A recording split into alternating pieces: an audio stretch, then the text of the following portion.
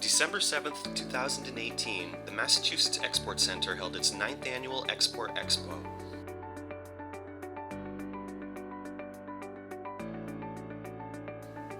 The Export Expo is the state's largest and most important event of the year, bringing together resources, training, and information for the local exporting community.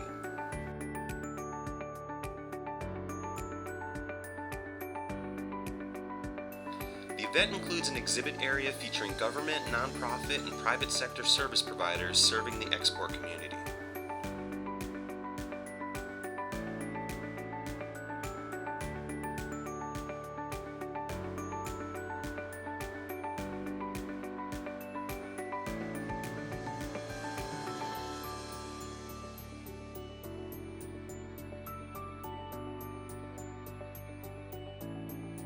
The Export Expo also features influential guest speakers, workshops, and panel discussions on a variety of export-related topics.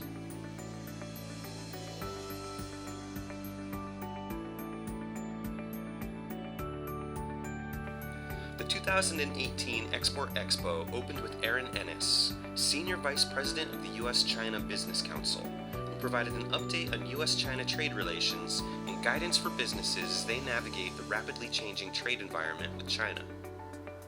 So the impact of the 301 tariffs has varied depending on the company that's involved, but also the products that's involved. So in some ways, the companies who have the most obvious impact are those who import something into the United States from China, be it an input or a finished product. Those companies in general have seen increases in costs of what the products are. China has retaliated against the U.S. tariffs as well, though. So U.S. products, be they finished products or inputs as well, going into China have also seen increases in prices. Also joining the Expo lineup was guest speaker Clay Lowery, former Assistant Secretary of the Treasury for International Affairs and Chair of the Committee on Foreign Investment in the U.S., or CFIUS, who provided an update on new foreign investment restrictions and the recent rollout of the CFIUS pilot program.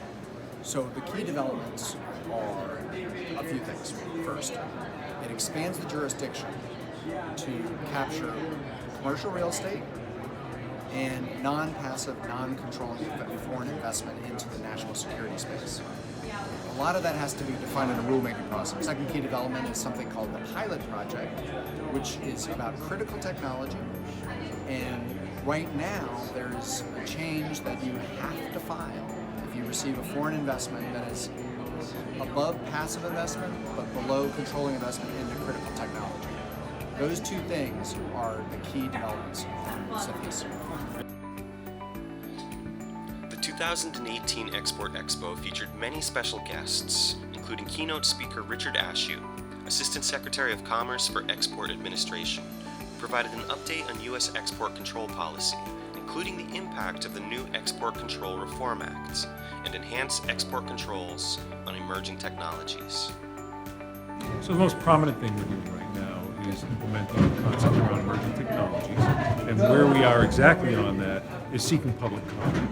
This is an area where we know we're going to need outside experts. We generally rely on outside experts, but we've really structured this advance notice of proposed rulemaking to help us on the front end of how we might define technologies that may or may not be controlled, but definitely need to be considered, and that's a major focus for us. This year's Expo also included a stop on the U.S. International Trade Commission's listening tour in preparation for a possible trade agreement between the U.S. and the U.K. The Export Expo featured expert speakers addressing a range of current issues affecting exporters, including trade policy, export compliance, global risk management, export controls, economic sanctions, and more. Obviously, Iran sanctions has been a big change in everything that's gone on. I think that what we've seen, that to me that's the most interesting, is the use of what I call the thematic sanctions programs to implement more than just what you expect. So, for example, the Magnitsky human rights sanctions, we've seen those implemented against actors in Venezuela, in Nicaragua, the Jamal Khashoggi thing. So I think that we've seen some of the non-country-based sanctions programs become more of an interesting foreign policy tool for the administration this year.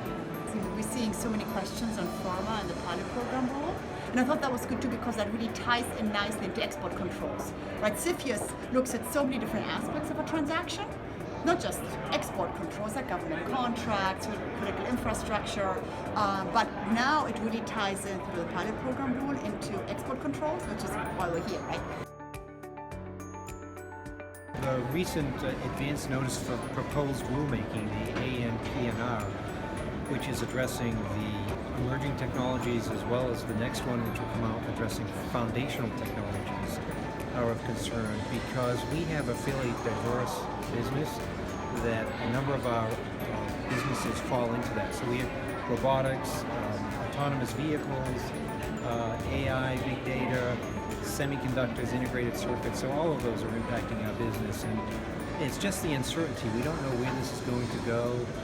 We've operated in an era of very low level of export controls for the last 15 years, and we're just really hopeful that it doesn't go into the opposite direction. Join us for this year's Export Expo on Friday, December 13th, 2019.